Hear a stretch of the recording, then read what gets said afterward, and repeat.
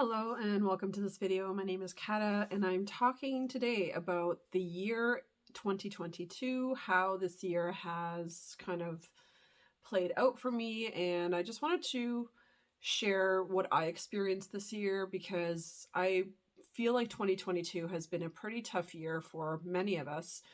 I know for me in particular, it definitely has been. I had a tremendous amount of challenge with many different areas of my life. It was definitely a year of, I'm going to call it the year of letting go, because this was the year that really truly forced me to look at all of the things that really were not authentic, all of the things that were not working for me. And essentially, through looking at everything and realizing and learning, and excuse me, my voice is still not quite, as you can hear, I'm stuffed up. I've been MIA for like 2 weeks from YouTube. I have not made any videos. I've been quite sick. That'll be a part of the update that I'm going to be talking about in a moment. So in general, I just want you to kind of think about what this year has been like for you and maybe ponder, what are some of the challenges that you have actually overcome? And I really want to focus here on the things that we have actually overcome and the things that we have learned to let go. Because as I mentioned, this was definitely a year of letting go for me. There were so many different situations, people, thought patterns, mindset, diet, addictions, like everything and anything under the sun. There have been so many things that I have had to let go. And let me tell you, it has been an extremely tough year, a very, very tough year. Just because I don't think we're kind of used to necessarily going through the emotional ringer so much. And this year, like I said, in particular, has been that for me. Being a number 6 year, this has definitely been one about relationships for me.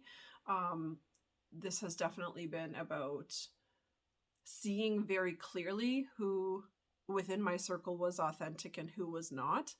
I really had to learn to discern, to use my intuition, and to really listen to my heart. I feel like the biggest test and the biggest lesson for me this year was to really listen to my heart and to let go of fear. One of the biggest things that I had to let go of was fear.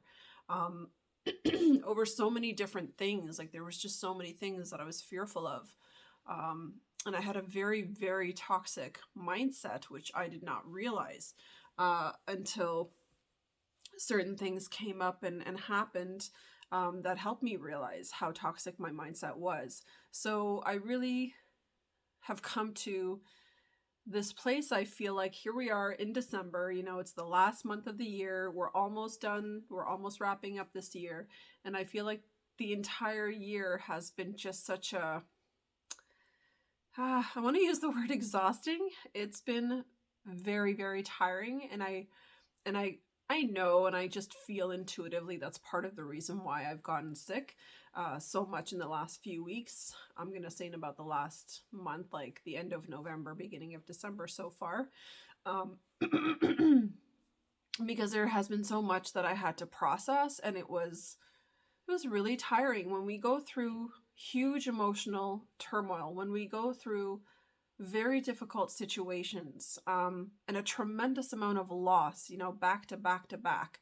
It really, really wears on you, and it really wears on your heart and your soul, and of course on the mind, and therefore the physical body as well. But sometimes we need to go through these dark night of the soul, dark year of the soul kind of periods where we really just purge. Like the entire year was about purging, and it was about releasing. My grandmother passed away in August. It was loss after loss after loss. It was very difficult to process that. And I think I really struggled through some of the processing at times. I got really in my head about it, and I really allowed my ego kind of to dominate my thoughts when it came to certain losses. And I had to keep reminding myself to like reel it back in and to go back into my heart space and not get stuck in my ego, because my ego had such a negative perspective of everything that I had experienced this year. And it was judging it and was unaccepting of it because it was difficult. You know, the ego doesn't like anything that's hard. The ego likes easy, and the ego likes comfort zone. And so when you become a new version of yourself, and in order to become a new version of yourself, what really needs to happen is ego death, is a processing of those negative thoughts and a releasing of them. But in order to release your ego, and in order for ego death to basically occur, you really have to go through the process of experiencing the pain, and you have to be willing, I found, to just kind of sit in the pain. And it doesn't mean that you stay there. You definitely don't stay there. But when it arises, it must be felt, and it cannot be suppressed, and it should not be suppressed. And that was one of the biggest lessons for me this year, was just to really allow my feelings to come forward, to really allow them to come to the surface, and allow myself to release everything. Sorry guys, like the stuffiness is, I still can't breathe through my nose properly. But to really allow these things to move through us, because when we don't, you know, this kind of stuff happens. And that was something that I connected the dots on, was like, wow, every single time that I got sick because I was already either extremely exhausted, or my soul was kind of crying out for like a release or for a break. You know, having experienced the pandemic, obviously, in the last couple of years, and now this third year of it has still been, you know, lingering, and we still have some kind of situations to deal with. You know, like none of us are really in this kind of like perfect place necessarily. I think we're all going towards improvement. I feel like I said, this year was a huge year of purging, because we're all heading towards something so much better next year. And I feel like 2023 is truly going to be a much better year, just a much lighter year. And I feel like that lightness is going to come from being willing to shed and being willing to let go of all of the things that don't serve us now. And that hasn't served us, you know, perhaps for quite some time, but we've been, you know, at it, and we've had a difficult time letting it go. And I'm talking here, this could be relationships, this could be, like I said, addictions, this could be bad habits, this could be work situation, tons and tons of work shifting for a lot of people that I'm talking to. But just kind of every area of life, money, specifically, and like income, and what we make and what we don't make. And there's just so many different, oh, there's my hawk. There are so many different things and different areas in life that are truly asking us to shift. Shift the way that we have seen those things. You know, what is your perception of money? Like, I have really, really had to look at that this year. And how do I really feel about money? And perhaps what kind of poverty consciousness was I still carrying from childhood? From bad programming, right? Looking at, like I said, relationships, every area, including friendships in my life, has been tested this year, has been something that I've had to really look at and review. And there were people that I had to let go. And that was very, very difficult for me, extremely difficult. My one friendship was 13 years long, and I just felt there was something off and something not authentic about it. And that lack of authenticity in that connection is really, I think, what led me to be willing to let it go, as hard as it was. And I genuinely mourned this loss for quite some time, because it wasn't easy. But at the same time, I just knew within my heart and within my soul that right now, you know, for this time, and perhaps forever, I'm not sure, but I just have to let it go, because it wasn't serving me. It wasn't really real, you know. And I've done so much work on myself, excuse me, in the last 2-3 years. I really have. It has been really difficult, and I've just done poured so much energy into myself, and I really had the willingness to sit in that dark night of the soul period, um, and just allow myself to feel that heaviness for that time. And as difficult as it was, I really see the value in that, because where I am today, I feel like I have shed a tremendous amount of my ego. I have shed a tremendous amount of the attachments of my ego. And I've really come to realize that, everything that I had to let go was truly for my highest good. That letting go part was truly for my highest good. And even if in the moment it didn't feel like that, um, it was, and I want to really, really encourage people that are struggling with letting things go and letting people go, and jobs perhaps, or just relationships that don't work. Listen to your heart is what I'm going to encourage you to do. Listen to the true calling of your heart. And if someone or something doesn't feel authentic to you, then be willing to let it go and be willing to pivot your attention and just shift it in a different direction. Because I noticed that as soon as I started focusing on myself and my needs, and boundaries is another thing, and I started setting boundaries, and I started to like kind of let people know that the new Kata isn't going to put up with those boundary issues that we had in the past. And once I started to do that, I really felt like a pivoting happening, and I naturally somehow turned my attention to myself, and I really started focusing on what makes me happy, what feels authentic to me, and what are my current values, and where am I currently at in life with things, and what's truly important, and what kind of friends do I want to have, and what kind of a relationship do I want to have, and how do I want to experience that on a daily basis. And again, just going back to the friends, like, how do I want to feel supported by my friends? Because we can have friendships a lot of times that are fun, that can be, exciting in the moment, or that can be, entertaining or whatnot. But when it comes to truly being there for each other, um, or when it comes to those people being there for you, does that really happen? Can you count on those people when the shit hits the fan? Can you really rely upon them? Do they truly and honestly love you from their heart space?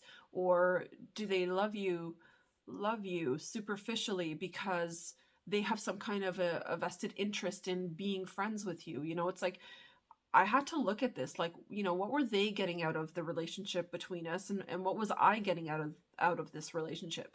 And when I looked at that really honestly, and like no ego, no bullshit, I realized that, what, this isn't mutual, man, and it's not level, it's not fair, it didn't feel balanced at the end of the day. And that lack of balance in that relationship was really ultimately what made me decide um to voice, first of all, voice my opinion and express my needs and stuff.